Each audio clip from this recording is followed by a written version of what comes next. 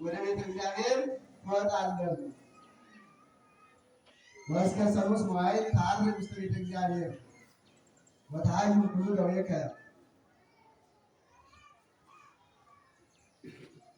እስከ 3 ቀን ድረስ ከደዌ ድነህ ከበሽታ ድነህ አልጋህን ለቀህ በእግርህ ማንም ሳይደግፍህ እግዚአብሔር ደግፎ እግዚአብሔር አግዞ ዛሬ በአልጋ ላይ ተኝተህ እያለቀስክ እንባህየ ፈሰሰ የጸለይኩን ጸሎት ተኝተህ የጸለይኩን ጸሎት ወደ ቤተ እግዚአብሔር ሄደህ በሁለት እግሮች ቀጥ ብለህ ቁመህ ትጸልያለህ፣ ታመሰግናለህ።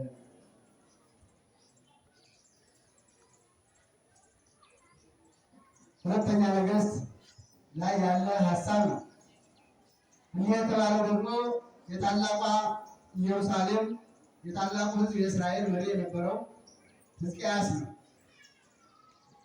ሕዝቅያስ በጣም እጅግ ደግ ሰው፣ የአባቶቹን ክብር የሚጠብቅ፣ የአባቶቹን ትውፊት የሚጠብቅ፣ የአባቶቹን ስርዓት የሚጠብቅ፣ ጊዜ ሰጠኝ፣ ወንበር ተደላደለልኝ፣ መንግስቴ ሰፋ ብሎ እግዚአብሔርን ያልዘነጋ ታሪኩን የማይረሳ እጅግ በጣም ቅን ሰው ነበር። በጣም የሚገርም የልብ ቅንነት ያለው ስብዕናው በጣም በአባቶቹ ሕይወት የተቃኘ ደግ ሰው ነው። በዘመኑ ያለምንም ተውስ በጸሎቱ ብቻ ሀገሩን ወገኖቹን የጠበቀ መውጣት መውረድ ሳያገኘው እንደምታውቁት የጦርነቱን ጉዳይ ስለምታውቁት እዚያ ላይ አተታ መስጠት አያስፈልግም። እቤቱ ቁጭ ብሎ ወደ እግዚአብሔር ብቻ በማመልከት ጠላቶቹን ድል የሚያደርግ መላእክት ሁልጊዜ በዙሪያው የማይጠፉ ለችሎት አደባባይ ሲቀመጥ ለጸሎት ቤተ መቅደስ ሲወጣ አብረውት የሚኖሩ እጅግ ግሩም ትሕትና የነበረው ሰው ነው። ያው ሰው ሲሆን እንግዲህ በሰው ሕይወት ውስጥ ሐዘንም፣ ደስታም፣ ድህነትም፣ ሀብትም ማጣት፣ ማግኘት፣ መታመም፣ መተኛት፣ መነሳት፣ ያው መሆን፣ በተኙበት መቅረት፣ ይሄ ሁሉ በሰው ውስጥ ያለ ነው። በሰው ሕይወት ውስጥ ያለ ነው። ተፈጥሯችን እንደዚያ ነው። ምክንያቱም ከምድር አፈር ነውና ተፈጥሯችን። ስለዚህ ጠላቶቹን በጸሎቱ ካጠፋ በኋላ አሽቃባጭ የሚባሉ አሉ። አወዳሽ፣ አፋሽ፣ አጎንባሽ የሚሉ እንደው ምንም ነጥብ የሌለበትም እንዲህ የሚያደርጓሉ። መሪዎችን ሁልጊዜ ወደ ስህተት የሚወስዱ ነገር ግን አማካሪ ነን ብለው ከመሪዎች ጎን የሚቆሙ ሰዎች አሉና በዘመኑ ደግሞ ታላቁ በጣም ብቸኛው ነቢይ ኢሳይያስ አለና ኢሳይያስ እውነተኛውን እንቅጩን ይናገራል። ንጉሥ ከዚህ አትለፍ፣ ከዚህ አትትረፍ፣ የአባቶችን ደንበር ይሄ ነው፣ የሀገርን ደንበር ታሪክ ይሄ ነው፣ የሕዝቡ ወግ፣ ታሪክ፣ ባህል፣ እሴት፣ ትውፊት ይሄ ነው። ይህን ሁሉ አክብር፣ ጠብቅ ይለዋል። በዚያ ዘመን ኢሳይያስ አብዝቶ ይናገር የነበረው ድንግል በድንግልና ጸንሳ ትወልዳለች፣ ጌታ ሰው ይሆናል፣ በአጭር ቁመት በጠባብ ደረት ተወስኖ ወደዚህ ዓለም ይመጣል፣ ደዌያችን ደዌ፣ መከራችን መከራ፣ ሕይወታችን ሕይወት አድርጎ በሞቱ ሕይወት ያድለናል፣ በስደቱ ወደ ሀገራችን ወደ ገነት ወደ መንግስተ ሰማያት መመለስን ያድለናል እያለ ስለ ጌታ ሰው መሆን በብዛት ይናገር ነበር። እነዚህ አሽቃባጭ የሚባሉት ደግሞ ሕዝቅያስ ጠላቶቹን በጸሎቱ ካጠፋ በኋላ ሂደው አንድ ነገር አለ። ንጉሥ 1000 ዓመት ንገስ። ያው እንጀራ ፈላጊ ሰው ማደግ ልጅ ይወዳል። እንጀራ የሚፈልግ ሰው፣ ስልጣን የሚፈልግ ሰው፣ ጥቅም የሚፈልግ ሰው ሁልጊዜ አጎብዳጅ ነው። ያለ እድሜው ወገቡ ይጎብጣል። በዚህ ምክንያት በጣም ከባድ ነው። ጥቅም በጣም ሲበዛ አስፈላጊ አይደለም። አሳልፎ መስጠት ጥቅም ደግሞ ጥሩ አይደለም።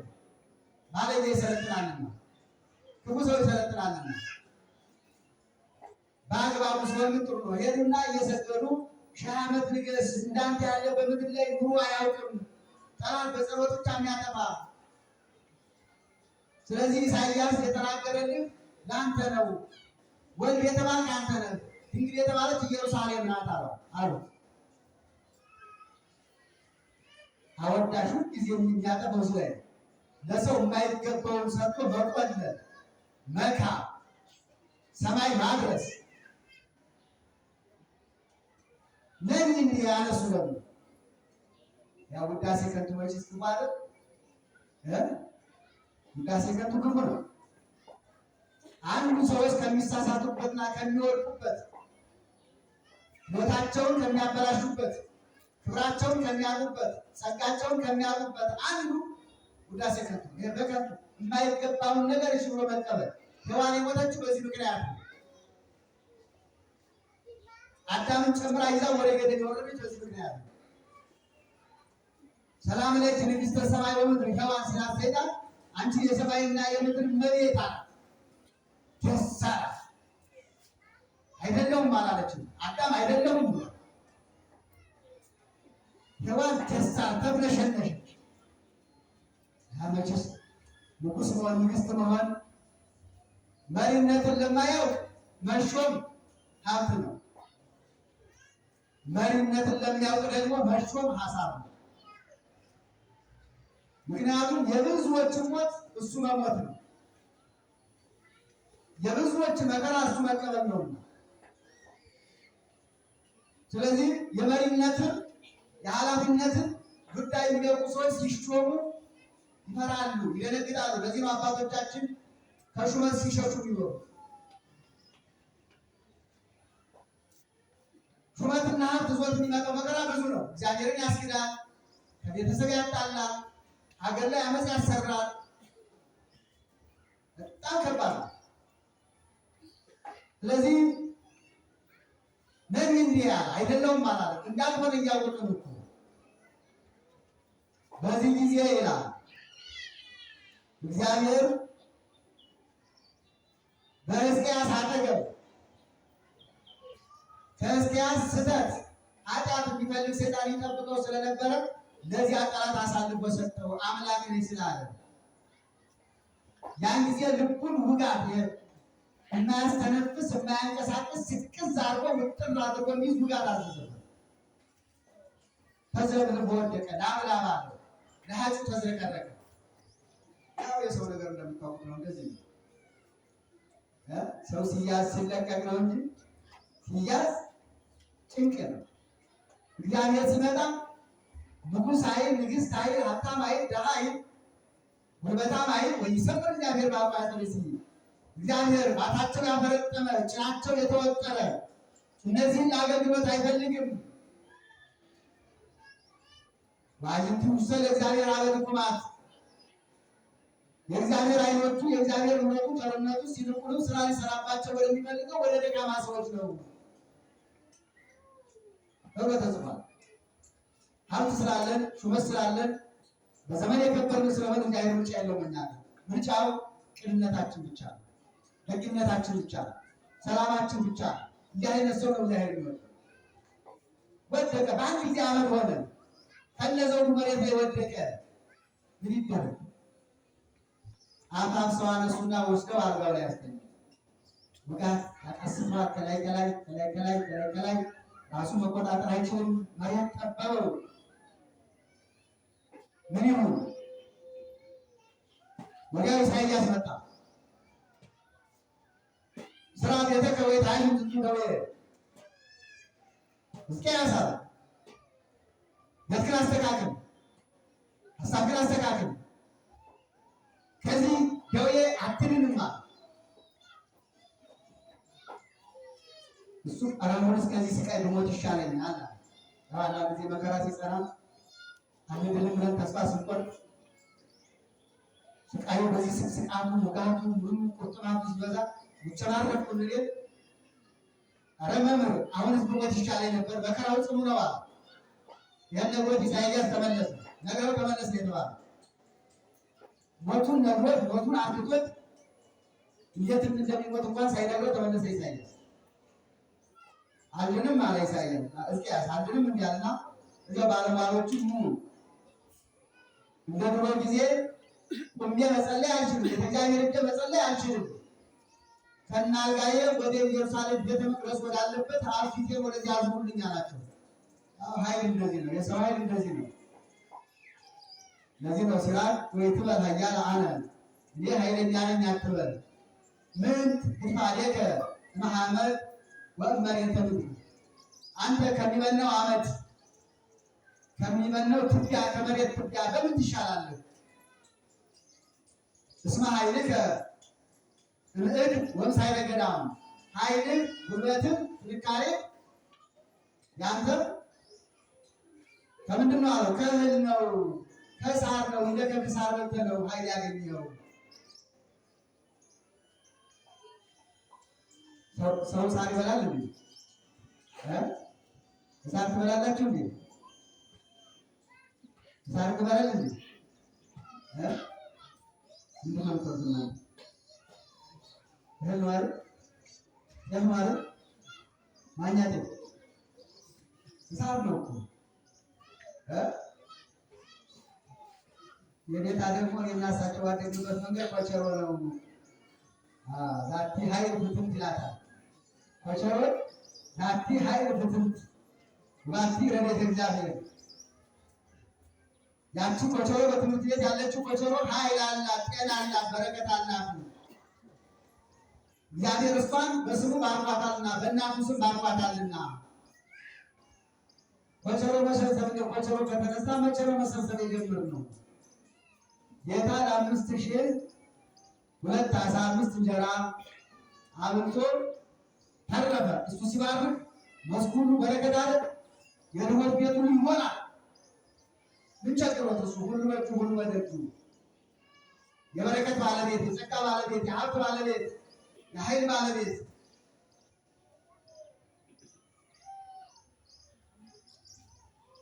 ያችን ኮቸሮ ባርካታ። በዚህ በየገዳማቱ ያለው በየጉባኤ ቤቱ ያለው በርግጥ ኮቸሮ ገና ዛሬ ማለት ይባርካል አይደል? ኮቸሮ እንደማርካራ ደግሞ ተማሪዎቻችን ብዙ እንጀራ ለምነው ይገፋሉ። ደግሞ ሌላ ስቃይ ነው የሚደሙት፣ ግን የማይጠቅም ምግብ ስለሚሰጧቸው ነው። የሸበተ እንጀራ የወዳደቅ በጣም ፍርዳት ብዙ ማሰሩን ምን የተቀላቀለበት ለእግዚአብሔር ጥሩ ነገር ነው የሚሰጥ። ጉልበት እናንተ የምትሰጡት ለእኛ ይመስላችኋል። ስመ እግዚአብሔር ነው ጠርተህ ደረጃቸው ቆም ነው። ስመ ማርያም ነው ጠርተህ ደረጃቸው ቆም ነው። እንግዲህ ለማርያም እንዴት የተበላሽ እንጀራ አንዳንድ ጊዜ የሆነት እንዲ አሁን ለዚህ ማለግራቸው በጣም አስቀያሚ። አንድ ጊዜ በይተ ማርያም ብየቁም የሆነ ቤት እንጀራውን ብትቀሳሪው ከእንጀራው ስር ያለ የእውነት በጣም የሚያሳዝን የእውነት እና እኔ ከዚያ በኋላ የልመና እንጀራ ስበላ ሁሉ ትዝ ስለሚለኝ አንዳንድ ጊዜ ብዙ ነገር ሆኜ ያውቃል። ለእግዚአብሔር ነው የምትሰጡት፣ ለማርያም ነው የምትሰጧት፣ ለሚካኤል ነው የምትሰጡት፣ ለማንም አይደለም። ወይ ታለ በሳይተ ልቁረ ማለት እኮ ይሄ ነው። ለእግዚአብሔር የሚሰጥ ነገር ሁሉ በንጽህና መሆን አለበት፣ በቅድስና መሆን አለበት። ሰውን አትዩ። ከዚያ እንዲያርጋችሁ አሳድጋችሁ ደግሞ ሙካሂኑ መምህር ሆኑ። ከዚያ ምን ይሆናል? ስትማር እኮ እንደሆነ የተማርነው ግዴለሾች እንሆናለን። ለህዝቡ የምንሰጠው ነገር ግዴለሽ ይሆናል። ዛሬ ቄሶች እንዲሆኑ መምህራን እንዲሆኑ ምናምን የምትሉ ለምንድን ነው? እናንተ አለ ያሳድጋችሁ። ዘተከልከ ትበል ወዘቀሰምከ ትቀምህ ነው መጽሐፍ ያለ። የተከልከውን ትበላለህ፣ የለቀምከውን ትበላለህ። ለማንኛውም ወደ ትምህርት መለስና እስመ ኃይልከ እምእድ ወምሳይለ ገዳም ኃይልን ያገኘው ጉልበትን ያገኘው ከእህል ነው፣ ከሳር ነው። እንደሰው ሳር እንደተሳር ነው። ሰው ሳር ይበላ ተመከረ። ዛሬኛ ዳጉሳ ምናምን የሳር ዘር ነው። ጤፍ ምርት የሳር ዘር ምንም አይደለም። እኛ በልተን እንድንኖር የተፈቀደው ያ ይፈጠር እሱ ዘንድ ይታያቸዋል። አውቃለሁ ፍሬ ብቻ በልተን እንድንኖር። ፍሬ ደግሞ ሕይወትን ይጠብቃል፣ ጤንነትን ይጠብቃል፣ ተክለ ሰውነትን ይጠብቃል፣ እድሜን ያረዝማል። አትክልት የማያደርገው ነገር የለም። ዝሙትን ይቀንሳል። የማያደርገው ነገር የለም አትክልት። ከዚያ በኋላ እግዚአብሔር ማንኛውም ሲቆጣ ምን እንድንበላ ፈረደብን? ስጋ። ዛሬ የምንሻማበት መከራ የምናይበት ስጋ የቅጣት ምግባችን ነው። የቅጣት ምግባችን ነው። እርጅናችን የሚመጣው ከዚያ ነው። ዶያችን የሚመጣው ከዚያ ነው። ይሄ ወገብ ምናምን የምትሉት እንደውም ቅድም ባለቅኔ እንደዚያ እያለ ወገቡ ታመመ በጣም ዶሮ ሲሄድ ደስ ይል ነበር። ዛሬ ቤት ይገኝ ነበሩ እየሰማሁት ነበር። ስለዚህ ሕዝቅያስ በአንድ ጊዜ እንዲህ ሆነ በነገርኳችሁ ከሆነና ወደ እግዚአብሔር ፊቱን መልሶ አለቀሰ። አቤቱ አንተ የዓለም ሁሉ ገዥ፣ የዓለም ሁሉ ጌታ፣ ጉልበት ያንተ፣ ኃይል ያንተ፣ ሕይወት ያንተ፣ ጤና ያንተ፣ ሁሉም ነገር ያንተ ነው። ሁሉም ነገር የሚሆነው አንተ ስትፈቅድ ነው። ተዘከር፣ እንዲያው አንድ ነገር ብቻ አስብልኝ፣ በፊትህ በቅንነት እንዳይሄድ ወገኔን፣ አገሬን፣ ሕዝቤን እንዳልበደል እንዳልጎዳው ይህን እስብልኝ። ወበከመ ገበርክዋ ለሰናይት፣ በጎ ነገርን እንዳደረኩ ኦሪትን እንደተማርኩ ቁጭ ብዬ በፊትህ እንደጸለይኩ ይህን አስበህ በስጋዬ ያጣሁትን በረከት በነፍሴ አትንፈገኝ እባክህ አለና ጸለየ። ወዲያው ኢሳይያስ ከቤቱ ሳይደርስ ሚካኤል ተልኮ መጣ። ወደ ኢሳይያስ መጣና ተመለሰ አለ። ወዴት ልሂድ አለ። ያው በመላእክትና በቅዱሳን ዘንድ ጓደኝነት ያልኖረ ነው ያለ። ቅርብ ናቸው፣ ለአባቶቻችን ቅርብ ናቸው። እና ሕዝቅያስም ትሞታለህ አትድንም ብዬ ነበረ። ነገር ግን በፊቴ ስላፈሰስከው እንባ ስለ ሀገሬ ስለ ኢየሩሳሌም ብዬ ስለ ወዳጄ ስለ ዳዊት ብዬ ይቅር ብያለሁና ትድናለህ ብለህ ንገረው። በእድሜ ላይ ደግሞ 15 ዓመት ጨምሬልሃለሁ በለው።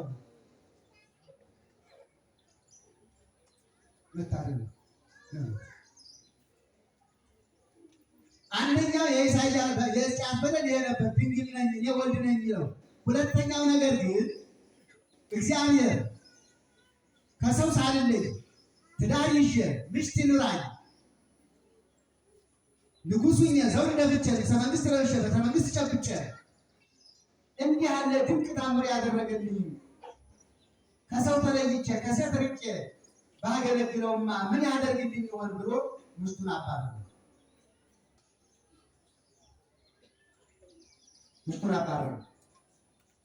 ከዛሬ ቀን ጀምሮ በእኔና ባንቺ መካከል ነገር የለም፣ ሂጂ ወደምትሽው ነገር። እኔም ከአንቺ ጋር ከዚህ በኋላ በአንድ አልጋ በአንድ አንሶላ አልተኛም፣ ራሴን ለእግዚአብሔር አስገዝቻለሁ። ሁለተኛው የበሽታው ምንጭ ይሄ ነው። ምክንያቱም ከሕዝቅያስ ምናሴ ይወለዳል፣ ከምናሴ ልጆች ጌታ ይወለዳል። እመቤታችን በዚህ በኩል ስለሆነ የምታልፈው ግቢ ርኩስ ነው ማለት እኔ የፈቀድኩትን ግቢ አንተ ርኩስ ነው የምትል ለምንድን ነው? ማን አዘዘ? ማን ፈቀደልህ? መምህሩ ነህ፣ ስርዓት ብያለሁ ወይ? ንጉሥ ነህ፣ ሕዝብ አስተዳድርልህ ያሉ አንተ ራስህ የተገኘው በጋብቻ ነው። ጋብቻ በጣም የከበረ ነገር ነው ለሚያከብሩ ሰዎች። ጋብቻ በጣም የተቀደሰ ነገር ነው ለተቀደሱ ሰዎች። እንደ እግዚአብሔር ፈቃድ እግዚአብሔር ትእዛዝ ለሚኖሩ ሰዎች እንደዚያ ነው። ሁለተኛው በዚህ ምክንያት ነው። አንዳንድ ጊዜ ለእግዚአብሔር እንቀርባለን ብለን የማንችለውን የማናውቀውን ነገር አናውቅም። የምናውቀው የታዘዝነው ነገር ብቻ በቂያችን ነው። አትስረቁ ከተባል ካልሰረቅ በቂ ነው። ጾሙ ከተባል ከጾም በቂ ነው። ጸልዩ ከተባል ከጸለይን በቂ ነው።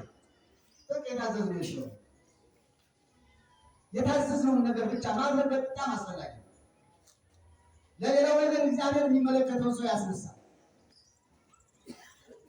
ደረጃ አለው ለእያንዳንዱ። ለመንፈሳዊ ራሳቸው የሚሰጡ ሰዎች አሉ። ለስጋዊ ራሳቸው የሚሰጡ ሰዎች አሉ። እግዚአብሔር ይሰጠዋል። በዚህ ምክንያት ሄደና ኢሳይያስ ተመልሶ ትድናለህ ተብለሃል፣ አይዞህ አታልቅስ፣ እስከ 3 ቀን ድረስ የናፈቀውን ቤተ መቅደስ ታየዋለህ። ቁሞ መጸለይ አይደል የፈለግ? አሁን ቁመህ ትጸልያለህ። ቤተ መቅደሱን አይደል የናፈቅ? አሁን ቤተ መቅደስ ትሄዳለህ። የእግዚአብሔርን ፊት ማየት አይደል የፈለግከው? አዎ እሱ ታገኛለህ አለ ኢሳይያስ። ሕዝቅያስ እንባውን ብስ አደረገና ለመዳኔ ምልክቱ ምንድን ነው? ነቢይ አንተ መምህር ለመዳኔ ምልክቱ ምንድን ነው? ፀሐይ አሁን 6 ሰዓት ነው፣ 9 ሰዓት ተመልሶ 6 ሰዓት ሆነና ቅድስና በነገራችን ላይ ለበቁ ለደግ ለሆኑ ሰዎች መነጋገሪያ መጫወቻ ነው። መነጋገሪያ ተመልሶ 6 ሰዓት ነው። ያንሰኛ ቃል ደግሞ 3 ሰዓት ነው ይላል። ተመልሶ 3 ሰዓት ነው። ለዚህ ነው ላመነ ሰው ሁሉ ይቻላል። ምግብ ማግኘት አይደለም፣ መጠጥ ማግኘት አይደለም፣ ልብስ ማግኘት አይደለም፣ ፀሐይን ማዘዝ፣ ጨረቃን ማዘዝ፣ ከዋክብትን ማዘዝ፣ ግሩማን አራዊትን ግሩማን እንስሳትን ማዘዝ። ምድር ተከፈች፣ እሺ። ሰማይ ተዘጋ፣ እሺ። ኢሳይያስ ኤርምያስ የሚባለው ነቢይ እስራኤልን ቢመክራቸው ነገስታቱን ቢመክራቸው መኳንንቱ ቢመከሩ ካህናቱ ቢመከሩ አልሰማሩ። እዚያ ምርኮ መጣ።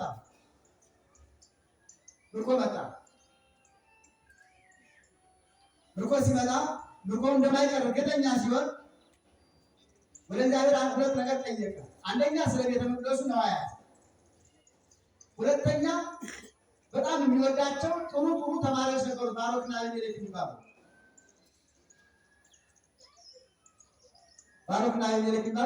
ጥሩ መምህራን ነበሩ። ኤርምያስ ደቀ መዛሙርትና እነዚህን ወገኖች ምን ላድርጋቸው? መከራው መጣ፣ ኢየሩሳሌም ልትማረክ ነው፣ ቤተ መቅደሱ ሊጠፋ ነው፣ ንዋየ ቅድሳቱ ምን ላድርገው? ቤተ መቅደሱ ውስጥ ምን ላድርገው? እነዚህ 2 ባለሟሎች ምን ላድርጋቸው? ወደ እግዚአብሔር አመለከተ።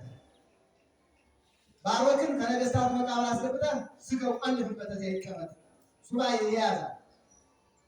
እግዚአብሔር ለወዳጆቹ በመከራ ቀን የሚሰወሩበት ይሰጣል፣ መከራውን የሚያሳልፉበት ቀን ይሰጣል። አቢሜሌክ የሚባለውን ደግሞ ኢትዮጵያዊ ነው። ሁለቱም ኢትዮጵያውያን ናቸው። እና እንደውም አንድ የኔታ ተሾመን ባባ በዚያ ጎንደር ሰሞኑን ያረፉ ትልቅ የመጽሐፍ መነኮሳት ናቸውና አርፈዋል ሰሞኑን። እዚህ በጣና ዙሪያ ነው ነገሌ ሰፈር የነ ባሮክ ሰፈር ይላሉ። በጣና ዙሪያ ነው ታሪኩ የሚያሳየው እንደዚያ ነው። እና ኢትዮጵያ መሆኑ ተረጋግጧል። አቢሜሌክ ይባላል። እሱን ደግሞ አግሪጳስ ወደሚባለው ሀገር ለታመሙ ሰዎች፣ በቁስል ሰውነታቸው ለነደደ በቁስል ለተመቱ ሰዎች የምንቀበው መድኃኒት አምጣ ብለህ ላከው። እኔ በዚያ እሰውረዋለሁ። የቤተ መቅደሱን ነገሮች ምን ላድርገዋል? ለመሬት ስጣት። ኤርምያስ ንዋየ ቅድሳቱ በሙሉ ፀሐዩን፣ ጽዋውን፣ ተተክሎ መስቀል የለኛ ጊዜ በተራሮን እነዚህ ሁሉ ስብስብ አደረገና መሬቱን እንቺ ተቀበይ ሲላት መሬት አፏን ክፍት አደረገ። በዚያ ላይ በቁልፍ ጥርቅም አደረገና መጽሐፉን ደግሞ የቁልፉን የቆለፈበትን መክፈቻውን ፀሐይ እንካ ዘሩባቤል መጥቶ እስከሚቀበል ድረስ ኢየሩሳሌም እንደ ሀገር እንደገና እስከምትሰራ ድረስ ይህን ይዘህ ቆይ። እንደዚያ ባለምቱ በራወት አውጥቶ ለፀሐይ መራወት አውጥቶ ለፀሐይ እስከዚህ ድረስ ነው ቅድስና። ፀሐይ እንካ ቁልፍ ያዝ፣ ገበዙን አለው ኤርምያስ፣ ገበዙን መሬትን ቼና ይብሳት ያዥ። እግዚአብሔር ጊዜው ደርሶ መጥቶ ሲቀበል ድረስ ያዥ። ብንመለስ በሕይወት እናገለግልበታለን፣ ባንመለስ ግን የሚቀጥለው ትውልድ ያገለግልበታል። ኤልያስ ሰማይን ጥቅም አደረገ። እሱ ነገሥታቱም አመፁ። እንዲሁ እግዚአብሔር የሚያወርደውን ዝናብ ያን ተጠቅመው የሚበላው የሚጠጣው ዘይተረፍ ሆነ ዝም ብሎ ዝቀሽ ሆነ ያን እየበላ ዝሙቱ፣ ግድያው፣ አመፁ፣ ሽብሩ፣ ሁከቱ ተው ሊባሉ እያሉ ይህን ደግሞ አትስሙት እያሉ ኤልያስን እንደዋዛ ትምህርቱን እንደዋዛ ነው አለና ኤልያስ አንተ ሰማይ ከዛሬ ጀምሮ ዝናብ የሚባል ነገር ጠብ እንዳታረግ። ሰዎች እኮ ናቸው። ለዚህ ነው ኤልያስ ዘከማነ ሰብ ዘከማነ ሐመ ንሕነ የአምን ሞቱኒ ወዘከማነ ይደውይ ለነ ሞቱኒ ይደውይ ወበጸሎቱ ንጎመ ሰማየ ወአቀመ ዝናመ። ኤልያስ እንደኛ ሰው ነው። እኛን እንድንታመም ይታመማል። እኛ እንዲርበን ይርበዋል። የሚርበው ሰው ነው። እኛን እንዲጠማን የሚጠማው ሰው ነው። እኛ እንድንሞት የሚሞት ሰው ነው። ነገር ግን ሰማይን ለቆመ፣ ዝናብ አቆመ። ወዛቲ ሃይማኖት ክብርት ይእቲ እንተ አበዊነ ቅዱሳን። ይህን የምታደርግ የአባቶቻችን ሃይማኖት የቀናች ናት፣ እልፍ ጉድፍ እንከን የሌለባት። ወዛቲ ታከብሮሙ ለባሕታውያን። ይቺ የአባቶቻችን ሃይማኖት በሚገባ ሆነው ቢያምኑባት ምዕመናንን ታከብራቸዋለች። ወይከውን ሱራቲሆሙ ምስለ እግዚአብሔር ዘፈጠረ ኪያሆሙ። ግንኙነታቸውን ከፈጠራቸው ከእግዚአብሔር ጋር ይሆናል። ከእግዚአብሔር ጋር ህብረት ይኖራቸዋል። ወተስፋሆሙ ፍጹም ዘእምኀበ እግዚአብሔር። በእግዚአብሔር ዘንድ ያለችው ተስፋቸው ፍጽምት ናት። እኛ ተስፋ የቆረጥነው በእግዚአብሔር ላይ አለ። እንዲያውም ሞቱም ያስፈራል፣ ጦርነቱም ያስፈራል፣ ችግሩም ያስፈራል፣ ረሃቡም ያስፈራል፣ ድህነቱም ያስፈራል። በእግዚአብሔር ላይ ተስፋ ስለቆረጥን ገንዘብ ያለመጠን የሚያሰበስበን በእግዚአብሔር ላይ ተስፋ ቆርጠንበት ነው። ሁሉም ነገር ገንዘብ ላይ ሆነ። ሃይማኖቱ ገንዘብ ላይ፣ ስልጣኑ ገንዘብ ላይ፣ እይታችን ሁሉ ገንዘብ ላይ ሆነ። እንዲህ ያለ ገንዘብ አይኖርም እንዴ? ኑሮን እናውቃለን እኮ። ታዲያ ጊዜ ሞተን ነበር እንዴ? ቅድም እንዳልኳችሁ በአብነት ትምህርት ቤት የሚያውቀው ሰው ሁሉ ምንም ነገር ሳይዝ ዘንግ ብቻ እኮ ነው ይወጣል። ታዲያ ማን ቀለበው? የእናንተ ልብ ማን አራራው? የእናንተን ወሰን ማን ከፈተ? የእናንተን እጅ ለእኛ ማን ዘረጋ? እግዚአብሔር ቸርነት እኮ ነው የሚያደርገው። ታዲያ ያን ጊዜ በባዶ የመገበን፣ በባዶ የጠበቀን፣ በባዶ ምንም በሌለበት 3 ቀን 4 ቀን ረሃብ ሲዋል ኃይል የነበረው ዛሬ መተን እንደምንለው ኃይል ያጣል። የትኛው ሰው ነው ዛሬ ኃይል ያለው? ኃይል መኖር ማለት የቆመ ድንጋይ እያነሱ ሲፋለጡ ማለት አይደለም። መደባደብ አይደለም፣ መገዳደል አይደለም። ኃይል ማለት እሱ አይደለም። ለሕይወታችን የሚያስፈልገውን፣ ለሀገራችን የሚያስፈልገውን፣ ለቤተክርስቲያናችን የሚያስፈልገውን ነገር ስናደርግ ኃይል የአእምሮ ነው። በነገራችን ላይ የጉልበት አይደለም። ኃይል ማለት እግዚአብሔር አምላክ ኃያላን ማለት የባለ ምጡቅ አእምሮ ባለቤቶች ፈጣሪ ማለት ነው እንጂ የጉልበት ያላቸው አቅም ያላቸው ተደባዳቢዎች እነዚህማ ከሰይጣን ወገን ናቸው። ድንጋይ የሚወራወር ሰይጣን ነው። አገርን በድንጋይ አይደል ያስመጣው ነው። ቃየልን ወንድሙን አነሳስቶ በድንጋይ ወርውሮ ያስመጣው፣ ጥይት አስተኩሶ የሚያስገድል ሰይጣን ነው፣ እግዚአብሔር አይደለም። የእግዚአብሔር ኃይልማ በጸሎት ነው። ቅድም እንደነገርኳችሁ ሕዝቅያስ በጸሎቱ ያን ሁሉ 150 ምናምን ሺህ ርምርም ያደረገው እዚህ አገሩን ሳይገባ በአጃ በግርታ ሆይ ጫ ያለ ሰራዊቱ መጥቶ ሕዝቅያስ ሲመለስ 7 ፈረሰኛ በፈረስ የተቀመጡ ሰዎች 15 እግረኛ ወታደር ብቻ ነው ተመልሶ ባስባሉ ይለው። ያን ሁሉ ሰው አመድ ጆግ አድርጎ በክፋቱ ሕዝቅያስ በጸሎቱ ያ በክፋቱ የእግዚአብሔር ኃይል እንደዚህ ነው። ጉልበት አይፈልግ፣ መሳሪያ አይፈልግ፣ ምንም ነገር አይፈልግም። ድንጋይ መወርወሩን አይፈልግም። እግዚአብሔር ኃይል እኛ የምንመከው እግዚአብሔር ኃይል መሆን መቻል አለበት። መንፈሳዊ ነገር ሁሉ እንደዚያ ነው። በስጋዊ ኃይል የሚሆን ነገር ሁሉ አንድ ቀን ጥፋት ዘላቂ አይሆንም። በሞት በደዌ በሕማም ይለወጣል። ሀብት እንደዚያ ሀብታችን ህይወታችን ማቆም ማስቀጠል አይችልም። ያ ቢሆን ኑሮ ሕዝቅያስ በገንዘብ የድናለ ብሎ ድሮ ማሳየት ነበር። አልተቻለም እነሱ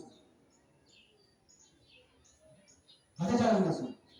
ስለዚህ ፀሐይ 3 ሰዓት ይሁንልህ ይሁን አድርገው ፀሐይ ተመልሶ 3 ሰዓት ቀን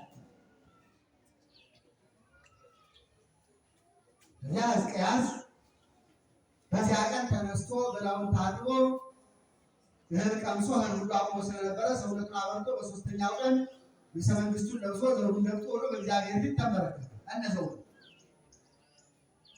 ለዚያ ያደረስከኝ ከደዌ የፈወስከኝ እንዳንተ ያለ ፈጣሪ ማን አለ? ጠላት በጸሎት የምታጠፋ ትሞታላችሁ ካልክ በኋላ መልሰህ በቸርነት በርኅራኄ በምሕረት ይቅር የምትል ለሕይወት የምታበቃ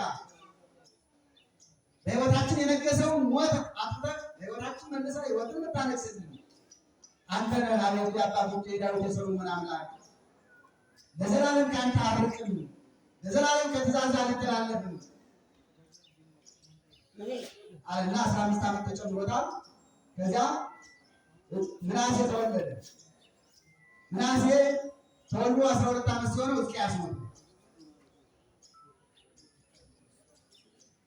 ከመሞቱ በፊት ኢሳይያስ መጥቶ ስለ ምናሴ ጉድ እያንዳንዷን ነገር ነገረ። ጣዖት እንደሚያመልክ፣ ሞራ ገላጭ እንደሚሆን፣ ዛጎልጣይ ተጠርጣይ እንደሚሆን፣ ጠንቋይ እንደሚሆን ማለት ነው። ጠንቋይ እንደሚሆን እያንዳንዱን ነገር ዝርዝር አድርጎ ከነገረው በኋላ እኔንም ከሁለት በመጋዝ ተርትሮ የሚገለኝ አንተ ልጅ ምናሴ ነው አለ። ሌላውንስ እችላለሁ አንተንም አንዴት ነው ገለዋለሁ አለና የገዛ ልጅ ነው አገሬ ከማጥፋቱ ታሪክ ከማጥፋቱ በፊት የገዛ ልጅ ገለዋለሁ አለና ሕዝቅያስ ሰይፍ አንስቶ አናት ኢሳይያስ ወርቱን ተው፣ ይሄ ከእግዚአብሔር የሆነ ነው፣ ከእግዚአብሔር የታዘዘ ነው። እኔም በረከት የማገኝበት ነው፣ ሰማዕትነት ዋጋ የምከፍልበት ነው። እሱም ደግሞ ንስሐ ገብቶ ንስሐ ለሚገቡ ሁሉ መምህር የሚሆን ነው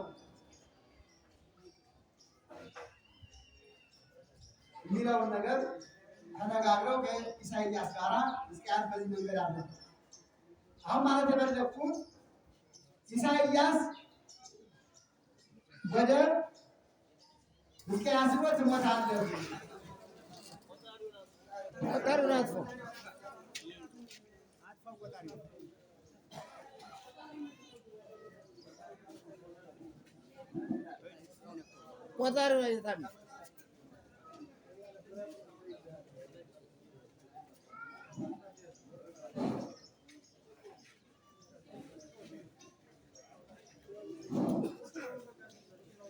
ሕዝቅያስ በጸሎት ወደ እግዚአብሔር መጣና እድሜውን አስረዘመ። ጸሎት ምንድን ነው? እችን ብቻ ብዬ ጨርሳለሁ። ጸሎት ምንድን ነው? ጸሎት ማለት ከእግዚአብሔር ጋር መነጋገር። ጸሎት እንዴት ይጸለያል? የት ይጸለያል? የት ይጸለያል? ባለንበት ቦታ ሁሉ በሰለስቱ ምዕት ትእዛዝ መሰረት የጧትና የማታ ጸሎት ቤተክርስቲያን ቢሆን ታዝዟል። ይህ የሆነበት ደግሞ የራሱ ምክንያት አለ። ሲጠብቀን የሚውለው መልአክ ማታ በ11 ሰዓት ወደ ቦታው ይመለሳል። ሌሊት የሚጠብቀን መልአክ እስከሚመጣ ድረስ በቤተ ክርስቲያን ምን አለ? መስቀል አለ። መስቀል ለእኛ ከአጋንንት ጋር የምንዋጋበት የምንፋለምበት የጦር መሳሪያችን ነው። ከአጋንንት ጋር ከሰው ጋር አይደለም። እኛ ከሰው ጋር ጥላቻ የለም። የሚሰድቡን፣ የሚንቁን፣ የሚያንቋሽሹን ሁሉ እነሱ ውስጥ የኛ ጉዳይ አይደለም። ለዚህ ተጠርተናልና ቅዱስ ጳውሎስ አንድ ነገር ይላል፣ ልታምኑ ብቻ አልተጠራችሁም መከራ ልትቀበሉ ጭምር ነው እንጂ። በምን? በሃይማኖታችን። ለምን? በመስቀላችን ምክንያት፣ በማተባችን ምክንያት። አንዳንዶቹ መስቀላችን የሆነ ነገር ሲያደርጉ እናያለን። ሰዎቻችን የሆነ ነገር ሲያደርጉ እናያለን። ሃይማኖታችን ላይ አላስፈላጊ ነገር ሲያደርጉ እሱ ይናገራል። ሰይጣን ከዚህ በላይ በእኛ ላይ ይዘምታል። የጨለማ አበጋዞች ሁሉ፣ የጨለማ ልጆች ሁሉ፣ የሰይጣን ሰራዊት ሁሉ ከጠዋት እስከ ማታ ይህን ያደርጋል። እግዚአብሔርን ሰቅሎ የገደለ ሰይጣን ያርፋል እንዴ? አይደለም። ምንድን ነው የምንጫጫው? ያስፈልጋል። የመጨረሻው ዘመን መጣ እኮ እንዲሆነ እኮ ምን አለ ቤተክርስቲያን ተገበረ። ዛሬ አይደለም መከራ፣ እምነቱ በራሱ መሰረቱ መከራ ነው። ዓርብ እኮ ነው። ጌታ ዓርብን የሆነበት ቀን የተሰቀለበት፣ ደሙ የተወጋበት፣ ራሱን በዘንግ የተደበደበበት፣ በሸዋክ የተደፋበት፣ ያ ደሙ የፈሰሰው ዞማ ሐር የመሰለ ጸጉሩ ደም እስኪሆን ድረስ በደም እስኪነከር ድረስ የሃይማኖቶቹን ባህሪ ይሄ ነው። አንደግቱ አንዳንድ ጊዜ ቄሶቻችን ተገደሉ፣ መምህሮቻችን ገና እንገደላለን እንዴ? ገና እንሞታለን። አንገድልም እንጂ እንገደላለን። ተነግሮናል እኮ ይሄ። ምንም በዚህ ምድር የሚያስፈራ ነገር የለም። እነሆ እንደ በጎች በተኩላ መካከል እልካችኋለሁ። በግና ተኩላ ሲገናኝ ምንድን ነው የሚሆነው? መቼም አይሳሳሙም አይደል? በግና ተኩላ አይሳሳሙም። ፍየልና በግ ሲገናኝ አይሳሳሙም። ምክንያት አጥፊና ጠፊ ናቸው።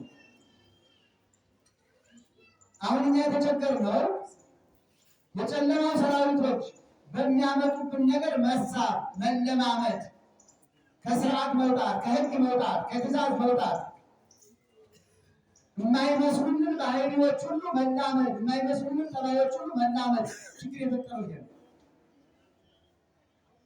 መከራ የሃይማኖቱ አንዱ መገለጫ ነው። አረ እንደዚያ ጋር ነገርኳችሁ እኮ ኢሳይያስ በመጋዛለ እንደዚህ የተሰለጠነ ጠላቶቻችን መከራ የሚያደርሱብን የእኛን መጽሐፍ ቅዱስ እያነበቡ ገሌም የት ሞተ፣ ስለዚህ ገሌም በዚህ ነገር እንግደለው። ስንክሳር አንበው መከራ የሚያደርሱብን በስንክሳር ውስጥ ደግሞ የተለያየ የመከራ አይነት ለጆሮ የሚሰቀጥ፣ ለጆሮ የሚከብድ፣ ለአይምሮ የሚከብድ። ስለዚህ ጸሎት የት ይጸለያል? የጧትና የማታ ቤተክርስቲያን የሚጠብቀን መልአክ እስኪመጣ ድረስ ይነጋገራሉ። በበረሃው ይገናኛሉ። ሁለቱ መላእክት የሚጠብቁን መልአክ ወጣዎች ናቸው። እንዴት ሆኖ ዋለ ይላል። ሲጾም፣ ሲጸልይ፣ ወንጌል ሲሰማ፣ ቤተክርስቲያን ሲስል፣ ሲመጸውት የዋለ እንደሆነ እጁ ከምጽዋት ቃሉ ከጸሎት የተለየ ሰው አይደለም። ደግ ነው። ደስ እያለው መጥቶ ክንቱን ጋርዶ ሲጠብቀን ይላል። ክፉ የሆነ እንደሆነ ደግሞ የእሱን ነገር ምን ብለው እያወቁ ከዝሙቱ፣ ከስርቆቱ፣ ከመጠጡ፣ ከስካሩ እዚህ ቦታ ነው የዋለው። እየተሰቀቀ መጥቶ ራቅ ብሎ ያው ትእዛዝ የጌታ ትእዛዝ ስለሆነ ከመሞታችን በፊት ተለይተው ናይ ይህን ተነጋግሮ መጥቶ እስከሚጠብቀን ድረስ የጧትና የማታ ጸሎት እዚህ ቦታ በቀን ውስጥ የምንጸልያቸው ጸሎቶች ግን ባለንበት በየትኛውም ቦታ ነው። በሕክምና ቦታ፣ በፍርድ ቤት፣ በሌሎችም ሴክተር መስሪያ ቤት፣ በሌሎችም የገበያ መስመር ውስጥ በየትኛውም ቦታ ነው ይጸልያል። ለጸሎት ስንቆም የት ነው የምንቆመው? በእግዚአብሔር ፊት ነው የምንቆመው። በጸሎት ጊዜ ስንቆም በመላእክት ፊት አይደለም፣ በምንም ፊት አይደለም። በጽራ ቀውን ቅድሜ ከበአስተሪ ነገር እንደዚያ ነው አድርጋዩ በጽራ ቀውን ቅድሜ ከበአስተሪ በፊት እንዲሁኝ እጄን ዘርግቼ እታይልሃለሁ፣ እንዲሁኝ በአንተ ፊት ነው የምቆመው። ታዲያ ችግሩ በዚያ ጸሎት ጊዜ ምን ታደርጋላችሁ እናንተ? ስንት ሲደወል ሃሎ እግዚአብሔር ስልኩን ይስማ፣ ጸሎቱን ይስማ። ምንድን ታዲያ አሁናውማ ቤተ መቅደስ ውስጥ ሃሎ ማለት ተጀምሯል። መኖር ነው አልተፈቀደ፣ እግዚአብሔር አልፈቀደም። መዓት የሚያመጡ መከራ የሚያመጡ ለችግሮቻችን መፍትሄ ያጣላቸው ቤተ መቅደስ ውስጥ የሚሰራው ችግር የሚፈጠረው ችግር ለዓለም ይተርፋል፣ ለሀገር ይተርፋል። በጸሎት ጊዜ ግንኙነታችን ከእግዚአብሔር አንዳንድ ጊዜ እኮ ፍርድ ቤት ዳኛ ቁመህ ስልክ አጥፍተህ ወይ ተቀምጠህ ባልምገው ሀዞ ይባላል። እንደዚያ ችሎቱ ተዳፍራ ትባላለህ። ፖሊስ እያጣፋው ያስራቸው ተዘጋ። እንደገና ሌላ ወንጀል ይፈጽማል። አነሳባ ህግ ነው እኮ ያ ከሰው ፊት ሲቀር የተጀመረውን ጩኸት ትቶ መስማት ያም ህግ ነው። ያም ስርዓት ነው ራሱ። ለጸሎት ስንዘጋጅ መጀመሪያ ስልካችን ሳይለንት ማጥፋት ይቻላል። ጸልየን እስከምንጨርስ ድረስ ጸሎታችን በአቡነ ዘበሰማያት አስረን ሰላም አውለን ሰላም አሳክለን እስከምንል ድረስ ማድረግ አለብን። ጸጥቷል ማለት ያ የእግዚአብሔር ጊዜ ነው። ያ ለእግዚአብሔር የምንሰጠው መስዋዕት ነው። በጣም ትልቅ መስዋዕት። ለእግዚአብሔር ከጊዜ የበለጠ መስዋዕት የለው። ከጊዜ የበለጠ ሀብት የለውም ለእግዚአብሔር። ውሃና ጊዜ በእግዚአብሔር ዘንድ በጣም እጅግ ውድ ሀብቶች ናቸው። ውሃና ጊዜ ለእግዚአብሔር በጣም ውድ ሀብቶች ናቸው። በጣም ውድ ሀብቶች ናቸው። ስለዚህ ጸሎት ምን ያደርጋል? እድሜን ይጨምራል። እግዚአብሔርን ያሳያል። ከእግዚአብሔር ጋር ያነጋግራል። ከደዌ ይፈውሳል። አገር እንዲባረክ እንዲቀደስ ያደርጋል። ትውልድ እንዲባረክ እንዲቀደስ ያደርጋል። ትክክለኛ ጸሎት ከሆነ ነው። የቀማን የሰረቅ የሆነ ነገር እያደረግ አይሆንም። እሱ ነው ያለው መስዋዕት ይሆናል። ጸሎታችን ነው ያለው መስዋዕት ይሆናል። ለዚህ ነው ሕዝቅያስ አቤቱ በግን መዳን ቻለው። እዚያው እንዳለ ይሄ የሃይማኖቱን ጽናት በእግዚአብሔር ዘንድ ያለውን ፍቅር ነው የሚያሳይ። እኛ ታመን ስንተኛ ቶሎ ብለን የት ነው የምንሄደው? ሐኪም ቤት ጥሩ ነው። አዎ እውነት ነው። ወልኮ ያምኩ እግዚአብሔር ሰራው። እግዚአብሔር ከሰራቸው ነገሮች ተቀምሟል። በደንብ እንዲህ ነው በዚህ ነው ምናምን ሳይባል ምን ቶሎ ብሎ ጸሎት ጸሎት ጥሩ ነው። በአግባቡ በበኩል ሕክምናውም ጥሩ ነው። ነገር ግን ከዚህ ሁሉ የሚገርመው ይህም የመጣብኝ ችግር በስህተቴ ነው። አቤቱ ፈጣሪ በደሌን ይቅር በል። እኔ ስንኩ ነኝ፣ አንተ አትሳሳትም። እኔ ዝንጉ ነኝ፣ አንተ አትዘነጋም። እኔ ሰነፍ ነኝ፣ አንተ ትኩረት ጠባቂ ነህ። ኃጢአቴን ሳይሆን ሰውነቴን አይተህ ይቅር በለኝ እባክህ፣ ቁሜ እንዳመሰግንህ አድርገኝ። ሕዝቅያስ እኮ ተኝቶ በጣም ይገርማችኋል። ከአልጋው በስር መሬቱ እስኪረስ ድረስ ነው ያለቀሰው። መሬቱ እስኪረስ ድረስ እንደዚህ እናደርጋለን። መሬቱ እስኪረስ ድረስ አቤቱ እኔ ሰው ነኝ፣ አንተ አምላክ ነህ። እኔ ስሁት ነኝ፣ አንተ አትሳሳትም። በፊት በቅንነት የሄድኩትን ያገለገልኩትን ሁሉ አስብልኝ። በደሌን ደግሞ እንደ በደል ተውልኝ። አንተ የምሕረት አምላክ ነህና።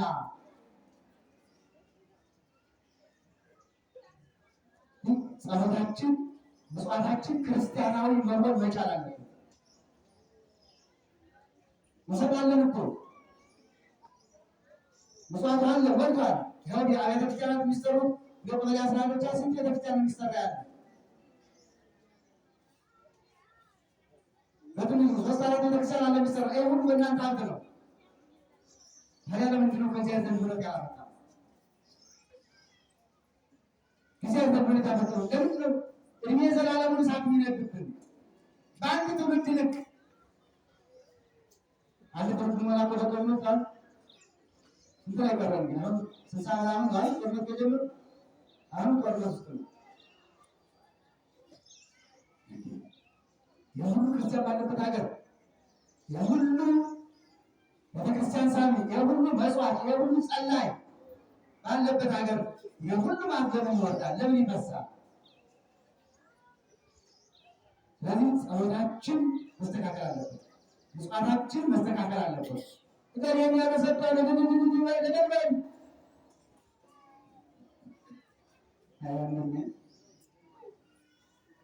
አባቶቻችን በዝምታ በጀግንነት የሰሯትን ሀገር እኛ በልታ ተስናት አባቶቻችን በዝምታ አንገታቸውን ሰጥተው በሰይፍና ቢያጉማት ቤተክርስቲያን በሌላ ተጣላሉ። አይበል ታዲያ አስተሩ ሰጥቷል። በዚህ ጋር ትንሽ ጨብ ጨብ የሚያስሩ ሰጥቷል። ተዛዘሙ ጸጥ ብለን እንስጥ። ውዳሴ ከንቱ ይቅር። ጸሎታችን በጸጥታ በእርጋታ በዝግታ ይሁን፣ በቅንነት ይሁን። ጸሎትን ጾም ያጅበው፣ ጾምን ምጽዋት ያጅበው። ይህን ሁሉ ደግሞ ፍቅር ይጅበው፣ ሰላም ይጅበው። አንዱ ብቻውን ሕያው መሆን አይችልም። አንድ እጅ በሌለበት ሌላኛው እጅ ባለሙሉ አካል ነው ሊያስብል አይችልም። ሁለት እጅ ሲኖር ሙሉ አካል፣ ሁለት እግር ሲኖር ሙሉ አካል። ይሄ ከሌለስ አካል ጉዳተኛ። አስባችሁታል? በዚህ ጦርነት ውስጥ የሚቆረጡ ስንቶች መስራት ያለባቸው የሚቆረጡ ስንቶች ከዚያ ደጋ ቆላ ወጥተው ወርደው ነግደው አትርፈው ሀብታም መሆን የሚችሉ ልጆች አስባችሁታል? የሁሉ የሚሰጥ ባለበት ሀገር፣ የሁሉ የሚጸለይ ባለበት ሀገር፣ ሌት ተቀን መስዋዕት በሚሰዋበት ሀገር መስዋዕታችን ምን ቢሆን ነው? ቅዳሴያችን ምን ቢሆን ነው? ከማናምን እንኳን በሰላም ያደረሳችሁ ተባብላችኋል። የቅዱሳን ተባብላችኋል። በሰላም ነው የደረስነው፣ በእረፍት ነው የደረስነው። ስንቱ ጀግና ወደ መቃብር ነበር ያለ ጊዜው፣ ስንቱ ወጣት ተቀጠፈ ያለ ጊዜው። በተፈጥሮ ሞት ቢሆን እኮ ችግር የለውም። ሞት የሁሉም ልብስ ነውና በጦርነት በውጊያ በተኩስ ስንቱ ጀግና ወደ መቃብር ተቀጠፈ ይችላል። ሰርቶ ሀገሩን መለወጥ የሚችል ሰርቶ ማህበረሰቡን ከረሃብ ከችግር ማውጣት የሚችል ይኸውላ እንኳን በሰላም ያደረሰን። እኛ በሰላም ስለደረስን ፍርሃቱን ታውቁታል። የቆርቆሮ ጣራ እንኳን ፋሲል አሁን ጀመሩ እንዲ አይደለም ምንም እንዲ ነው እኮ።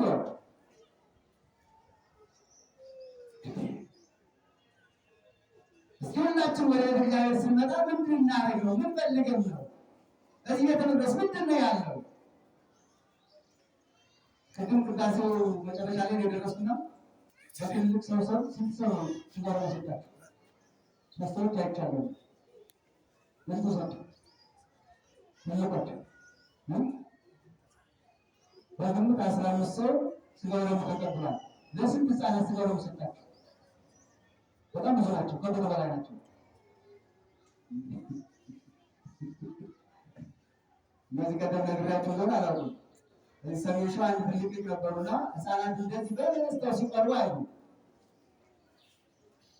በስተው ሲቀርቡ አሉ። ሽማግሌዎች፣ ወጣቶች፣ ሴቶችም ወንዶችም በሁሉም ጾታ ያሉ ተስጋው ደግሞ ሩቅ ናቸው እና መድረክ ላይ ሲያስተምሩ ምን አሉ? አሁን በወጣቱ ሰው ነው በሽተኞቹ ጤነኞቹን ያሳክማሉ። ገዟቸዋል አይደለም? በሽተኞቹ እኔና እናንተ ከ20 ዓመት ጀምሮ ያለ በሽተኛ ነው። ምክንያቱም ለምን መሰላችሁ? ከዚህ በኋላ ስስት አለ፣ ስሙት አለ፣ ስርቆት አለ፣ ጸብ አለ፣ ጥላቻ አለ፣ ቂም አለ፣ ብቀል አለ፣ ተንኮል አለ፣ ሴራ አለ። ይሄ ሁሉ አለ ከ20 ዓመት ጀምሮ። በመገደኝነቱ አትንኩኝ ህላው አሁን ወጣቱ ከዚህ ከ20 ዓመት ጀምሮ ዋናነት እዚያ ጀምሮ መጀመሪያዎቹ 15ዎቹ አካባቢ ጀምሮ እዚያ ዋናው ግን ያዙ ሊቀቁኝ በነበርኩ ፈላሁ የሚልበት ግን 20 ዓመት ጀምሮ ነው። ከዚህ ጀምሮ ያለው ሰው ደግሞ በሽተኛ ምን ያስፈልገዋል? ሕክምና ያስፈልገዋል። በሽተኛ የሆነ ደግሞ በነፍሱ ነው። በሽተኛ የሆነ ደግሞ በውሳጣዊ ማንነቱ ነው። ለዚህ ሕክምናው ደግሞ ስጋውና ደሙ ነው። አንዳንድ ጊዜ የእንስሳ አባቶችን ማስገደድ አለባቸው። የደመኑ የተሰየመላቸው ግን መጠነኛ ምታረባቸው መገደድ አለባቸው። መገደድ አለባቸው። ሁሉ ክርስቲያን ያለበት ሀገር 15 ሰው በዛሬ ቀን ከክርስቶስ ጋር መቼ እንታረቅ? የተራበች ነፍሳችን መቼ ትገብ? ራቁቷን የቆመች ነፍስ መቼ ትልበስ? ራቁትን እኮ ከሰው ፊት አይቆምም፣ ነውር እኮ ነው። እግዚአብሔር ፊት እኮ እንደው እግዚአብሔር ከባህር አበሳ ስለሆነ አያጋልጠንም አያሳይብንም እንጂ እንደ አይሁድ ካህናት ያችን ሴት ከሰው በዝሙት ምክንያት እንደወሰዷት ካህናት የእያንዳንዳችን ኃጢአት በግንባራችን ቢስበው አቤት መድኃኒዓለም ማን ከማን ትቆም ነበር። ስለዚህ ካህናቱ ልጆቻችሁ ማስገደድ አለባችሁ። ሞት ምንም አይነት ቀጠሮ የለውም። ሲመጣ ድብን ነው እንደጭብት እኛ ምንበላው ስናይ ምንለብሰው ስናይ ስለ ቤታችን ስንወጣ ስንወርድ በሮቹ የሚችሉት ስለ ወዳቸው ሲያስቡ ጭብት ከላይ ይወጣና ድብን አጥቆ ይሄዳል። እዚያ የቀሩ በሮች ዋይ ዋይ ዋይ ዋይ ዋይ ይሉና ተመልሰው አሁንም ምግብ ፍለጋ ይወጣሉ። አሁንም ድብን አልቆ ይሄዳል። እኛም አንዱ ሲሞት ወይኔ ወንድሜ ወይኔ እናቴ ወይኔ አባቴ ምናምንና ወደ ጥቁር እንለብሳለን፣ ወደ ወደብ እናደርጋለን፣ ፊት እንመጣለን። ከዚያ ቆይተን ያን ሁሉ ሮስና ደግሞ ልክ እንደ በሮቹ አሁንም ወጥ ይገኛል። እስከ ሰሉስ ዋይል ታአት ውስጥ ወደዚያዩ እስከ 3 ቀን ድረስ ወደ እግዚአብሔር ትወጣለህ። ምን ድነ ታነ ሄደው ቁሞ ጸልየ ከእግዚአብሔር ጋር ተገናኘ። ራሱን ከስተሰም ተመለሰ። እኛስ መተናል። ምን ይዘን ነው የምንሄደው? ምን ሆነን ነው የምንሄደው? ወደ እግዚአብሔር ሲመጣ በበረከት ይሁን በልምድ አይሁን ሁሉ ነገር። ትምህርቱም አሁን በየቀኑ ሆነ መሰለኝ ልምድ ሆነ። ትምህርቱ መስማቱም ልምድ ሆነ። ንስሐ ግቡ ማለት ልምድ ሆነ። በተለይ ንስሐ ግቡ ማለት ልምድ አይደለም፣ የየዕለቱ የህይወታችን ጉዳይ ነው። እንደምንበላው እንደምንጠጣው ያ በየጊዜው እንደሚያሻምኑ ንስሐ ግቡ የየቀኑ ትምህርት። ዮሐንስ ሲመጣ ንስሐ ግቡ ነው ያለው። ጌታ ሲመጣ ያንኑ ትምህርት ንስሐ ግቡ ነው። ሐዋርያቱ ንስሐ ግቡ ነው። ንስሐ ግቡ የየዕለቱ የህይወት ትምህርታችን ነው። አዲሱን ዘመን በአዲስ ሰውነት በአዲስ አይምሮ ከቂም ከበቀል ንጹህ በሆነ ከተጣላነው ጋር ታርቀን የወሰደውን መልሰን ተንኮላችን ሴራችን ትተን ያለዛ ባላዲሱ ዘመን አደረሰ። ሁሉ ነው አሮጌ ነው፣ ሸምግሏል። ነው በጣም ሸምግሏል ዘመኑ። ሁለተኛው ዓለም ሲሸመግል የሚያድሰው ክርስቶስ ተወለደ፣ ማርያም መጣች። ይህን ይሆናል ግን የሚያድሰው የለም። አሁን ከዚህ በኋላ የሚያድሰው የየዕለቱ ትምህርት ነው። የየዕለቱ ሙና እስከ 3 ቀን ድረስ ወደ እግዚአብሔር ትወጣለህ። እግዚአብሔር ሲገባ ህይወት ያመላልሰን፣ በረከቱ ጸጋውን ያድለን።